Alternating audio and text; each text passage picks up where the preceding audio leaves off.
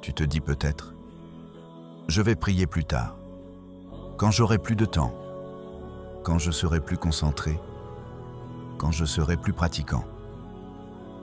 Mais laisse-moi te poser une question directe. Et si ce plus tard devenait un jour un trop tard? Et si la prière que tu repousses aujourd'hui était celle dont ton cœur a le plus besoin en ce moment même? L'islam ne voit pas la prière comme une simple obligation administrative à cocher dans ta journée. Elle est un rendez-vous avec Allah. Et aucun rendez-vous n'est plus important que celui-là. Dans le Coran, Allah dit, certes, la prière demeure, pour les croyants, une prescription à des temps déterminés.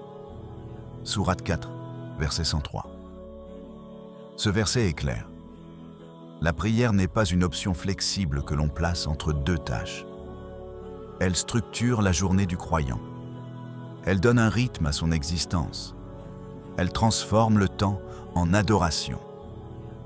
Le prophète Mohammed, paix et bénédiction, soit sur lui, a enseigné que la première chose sur laquelle le serviteur sera interrogé au jour du jugement est la prière. Si elle est correcte, le reste le sera. Si elle est négligée, le reste en sera affecté. Ce hadith, rapporté notamment par At-Tirmidhi, montre l'immense poids de la salade dans la vie spirituelle. Ce n'est pas un détail. C'est le pilier central après l'attestation de foi. Alors pourquoi la repoussons-nous? Souvent, ce n'est pas par rejet, c'est par distraction. Le travail, les études, le téléphone, les réseaux sociaux, la fatigue. On se dit, encore 5 minutes. Mais ces 5 minutes deviennent une demi-heure. Puis, l'heure de la prière passe. Et notre cœur s'alourdit un peu plus. L'islam ne nous demande pas d'être parfait. Il nous demande d'être constant.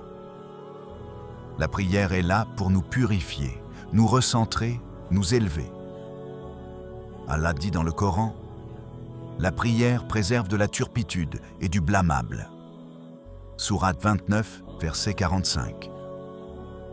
Cela signifie que la prière n'est pas seulement un acte rituel, elle est une protection. Une barrière invisible entre toi et ce qui peut détruire ton âme. Imagine ta journée sans prière.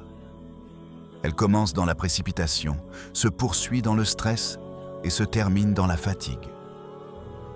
Maintenant, imagine-la rythmée par 5 pauses sacrées. À l'aube, quand le monde dort encore, tu te tiens devant ton Seigneur. À midi, au milieu de l'agitation, tu te détaches quelques minutes. L'après-midi, quand l'énergie baisse, tu te reconnectes. Au coucher du soleil, tu remercies. Et la nuit, tu conclus ta journée en te prosternant. Ce n'est pas une contrainte, c'est une miséricorde.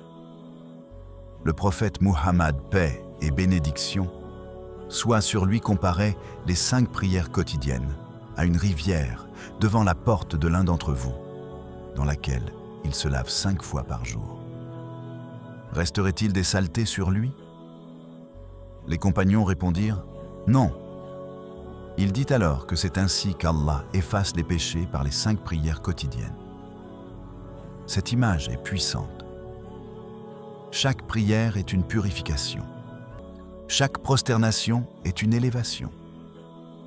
Repousser la prière, c'est repousser cette purification.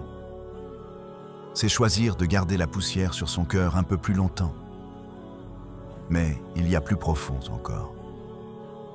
Lorsque tu dis « Allahu Akbar » en début de prière, tu affirmes qu'Allah est plus grand que tout ce qui t'occupait juste avant. Plus grand que ton travail, plus grand que ton téléphone, plus grand que ton stress. Si tu repousses la prière pour ces choses, inconsciemment, tu inverses l'ordre des priorités. L'islam est une religion d'équilibre. Travailler est important. Étudier est important. Subvenir aux besoins de sa famille est un acte noble. Mais rien ne doit prendre la place du lien direct avec Allah. Et ce lien, c'est la salate. Peut-être que tu ressens parfois un vide, une anxiété inexpliquée, une lourdeur intérieure. Et si ce vide était en partie dû à l'absence de ces moments d'intimité avec ton Créateur, le cœur, comme le corps, a besoin d'être nourri. Et sa nourriture principale, c'est le rappel d'Allah. La beauté de l'islam, c'est que la porte du retour est toujours ouverte. Si tu as négligé des prières, commence maintenant. Ne laisse pas Shaitan te murmurer. Tu es trop en retard. Tu es hypocrite. À quoi bon? Chaque prière accomplie sincèrement est une victoire.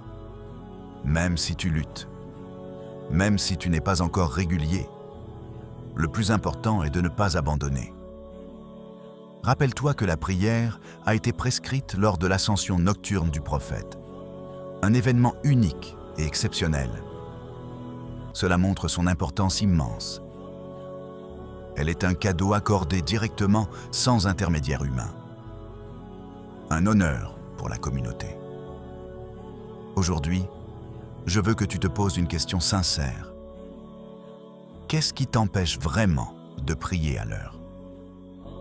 Est-ce un manque de temps ou un manque de priorité? Sois honnête avec toi-même. Personne d'autre n'entend ta réponse. Imagine maintenant que cette vidéo soit un tournant, que la prochaine prière que tu accompliras soit différente, plus consciente, plus présente, plus sincère. Pas parfaite mais vraie. L'islam ne te demande pas d'être un ange. Il te demande de te tourner vers Allah, encore et encore. Et la prière est ce fil qui te relie au ciel 5 fois par jour. Ne le coupe pas.